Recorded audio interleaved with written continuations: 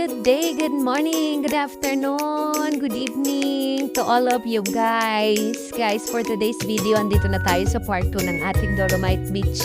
So, let's continue exploring the Dolomite Beach dito sa ating Baywalk, Manila. Salamat sa lahat at tara na, galugarin na natin ulit ang Dolomite Beach.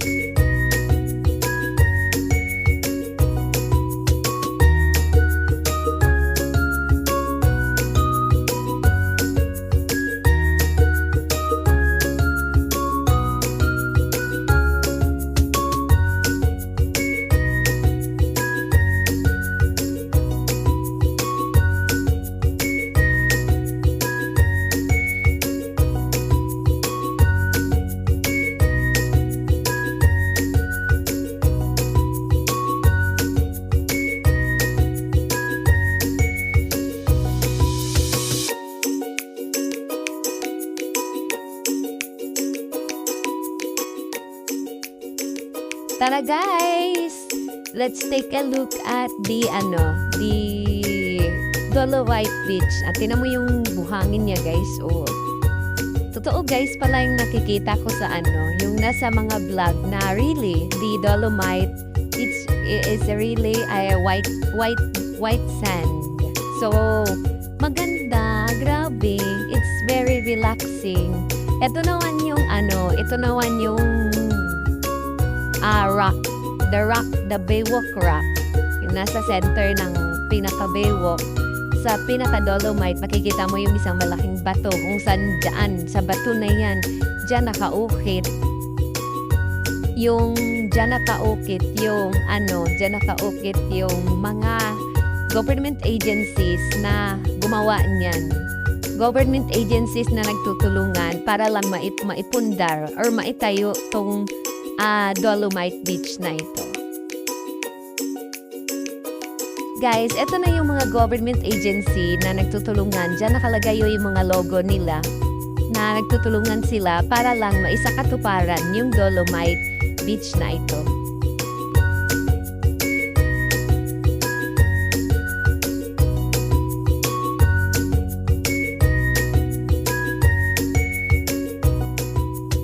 Guys, dito naman sa kabilang bahagi ng bato, dito naman makikita ang before and after. So yung before guys, may picture sila ng before, then may picture din silang ipakita ng after. So makikita mo yung itsura nila before and after. Para pag may bumisita, ay ito pala yung changes ng lugar na ito after nung pinagawa ng mga government agency.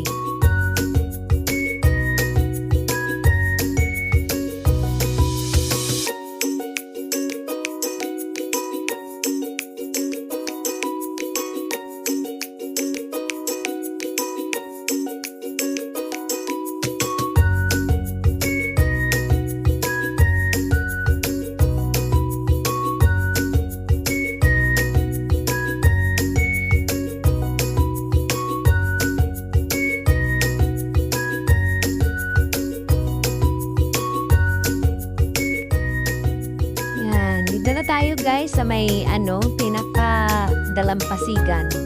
Yan guys, pwede kang maglakad-lakad dyan, pwede kang mag-ikot-ikot. Huwag ka lang umapak sa tubig kasi may mga nagbabantay na as per sa mga nagbabantay, bawal umapak sa tubig. So pag may nakita sila na may umapak sa tubig na kahit isang tao lang, nag-call sila ng attention na talagang pinagbabawal ang pag-apak sa tubig. Kaya dito ka lang sa side. Pag nag-emote-emote ka at dito ka lang talaga sa side. Magpalakad-lakad or mag-witness ng sunset, dito ka lang talaga sa side. Bawal umapak sa tubig.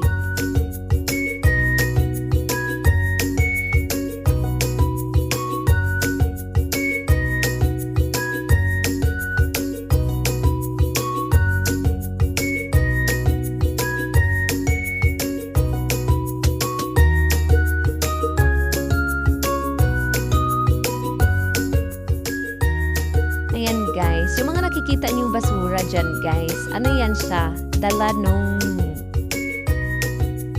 lakas ng alon. May mga basura talaga siya. Hindi mo maiwasan na walang basura dyan. Pero ang maganda lang, may basura. Oo, may basura nga siya. Pero hindi talaga siya mabaho, guys. Unlike before, guys, mga how many years ago, grabe talaga, guys. Sobrang iba ang amoy. Iba ang amoy ng Manila Bay. Kung dadaan ka, yun yan, kinuwento ko sa inyo nung unang video. Pag dadaan ka, guys, alam mo na nasa Manila Bay ka na because yung hangin na nanggagaling sa Manila Bay dati, iba talaga. Talagang maano mo, masisense mo, ay sa Manila Bay na tayo kasi dahil sa amoy. So, ganun yung nasundan ko kasi yan, yung mga amoy na yan. Kasi medyo matagal na rin tayong nakatira sa Manila. Nasubaybayan natin kung ano yung ng amoy na yan. Talagang really, it's amoy basura talaga nung mga nakaraang Pero ngayon, guys, wala. You can stay in this place. Grabe, makaka-relax. Pwede ka nang mag-emote na uupo ka sa dalampasigan. So, try to look at the guys. Wow, nakaka-proud.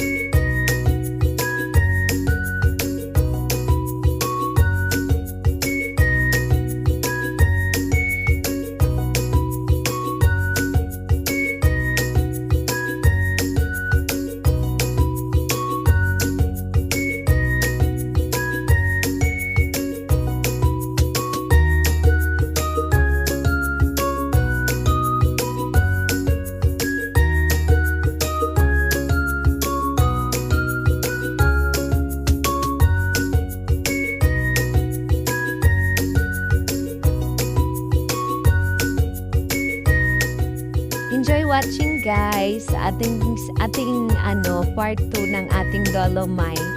Medyo mahaba-haba to, guys, kasi nanghinayang akong i-delete yung mga videos na nakuha ko. Nung pinanood ko na, sabi ko sayang naman to, burahin yung mga videos na to na ang ganda ng view kasi, guys. Kaya hinabaan ko na. Medyo mahaba-haba tong video natin ngayon kasi hinayang nga akong burahin yung video na nakuha ko kasi nga talagang napawaw talaga ako sa lugar na ito, guys.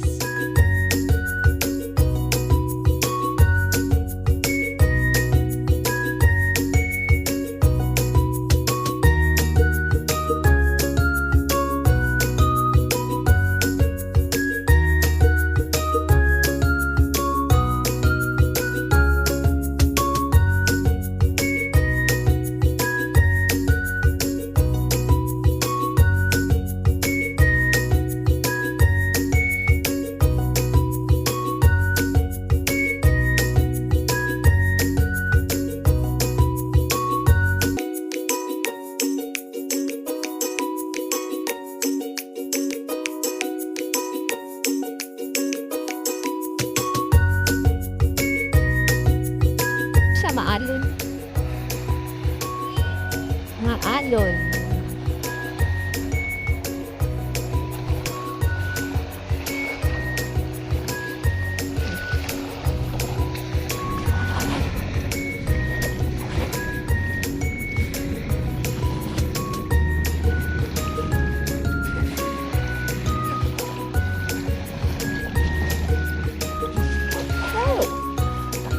Mabot pa ako.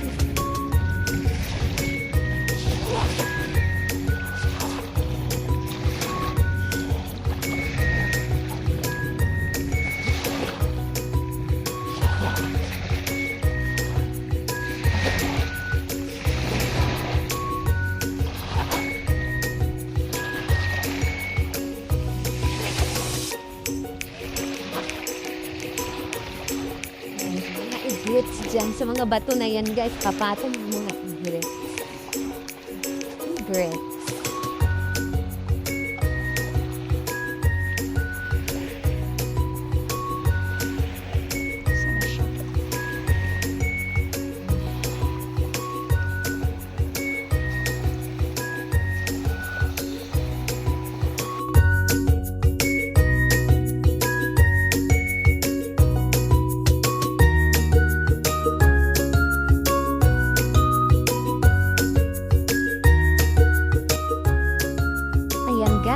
Napaka-relaxing ng ating white sand.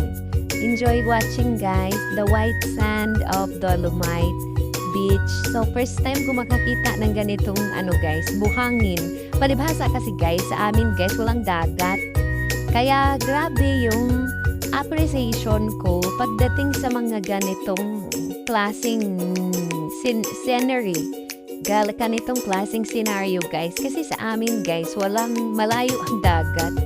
Malayo ang dagat sa amin guys. Kaya talagang pag nakakita ako ng ganitong mga views guys, talagang grabe yung appreciation ko talaga. Kasi walang ganyan sa amin.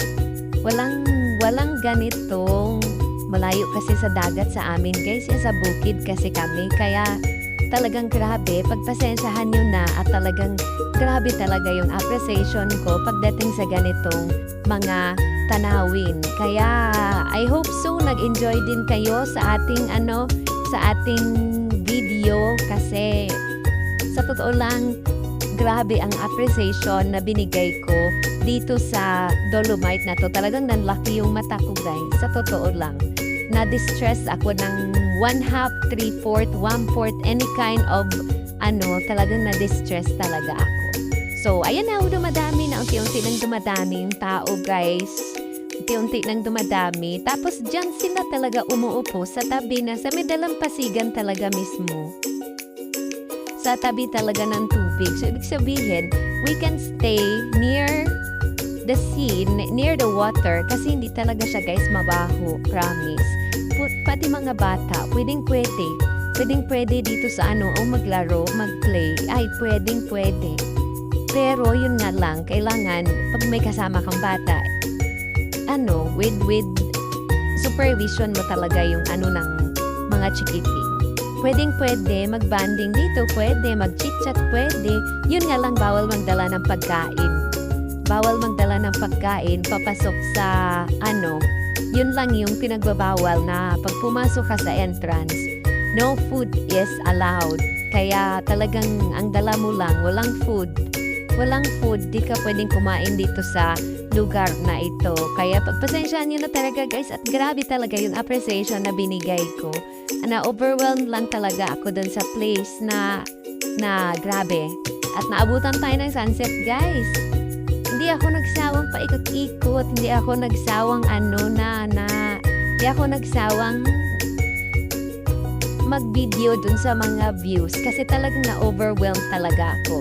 At higit sa lahat, walang ganito sa amin, walang dagat sa amin kasi.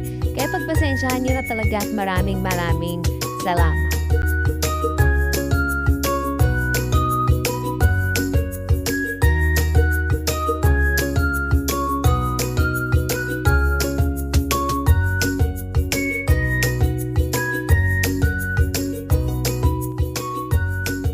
Ayan guys, very fine ang sand. Ayan yung buhangin niya guys. Ibang klase yung buhangin niya. Talagang napaka-fine. Then meron din ibang klaseng sand. Ito para siyang maliliit na pitak ng bato. Ayan, kaya talagang napaka ganda. Nabawasan ng 1/4 ang aking stress. Diba? Talagang na-distress. Pwede rin kayo mag-date dito guys. Ayan sana all may ka-date. Yan, date sila. Then, talaga, grabe. Mas lalo pag yung sa sunset, napakaganda guys na worth it talaga guys yung pagpunta ninyo. At parang ako, sinadya ko kasi talagang puntahan to Parang hindi ako nagsisisi talaga guys na talagang sinadya kong puntahan to. Kaya I hope so, pag kayo rin ang pumunta dito guys, try nyo rin guys para ma-feel nyo rin kung ma-feel nyo rin kung yung pakiramdam nung makita mo yung ganitong klaseng tanawin dito sa Manila Bay. So, no entrance fee, no food is allowed. Ayan, pasyal ka lang kung hanggat gusto mo, basta huwag ka lang magdala ng kalat. No entrance fee, no food is allowed. Pwede ka nang mag-enjoy dito with your family. Pwede nyong isama.